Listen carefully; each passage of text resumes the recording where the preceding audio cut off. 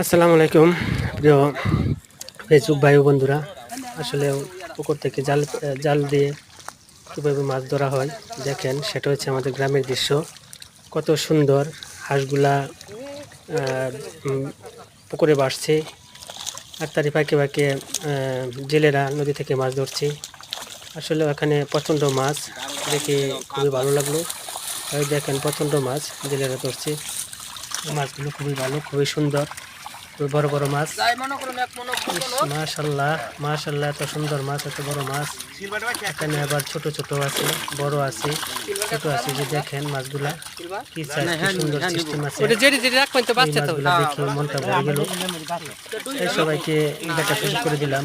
আপনারা কেমন লাগছে জানাবেন। আমার কাছে খুবই ভালো লাগলো মাছগুলা দেখে, তাই আমি বাংলাটা ছাড়ি দেবেন। বাংলাটা কালকে কি করবো সিলভার তো জানি লাগি নিবা। সিলভার এই আমি কয় কিলো নিবা।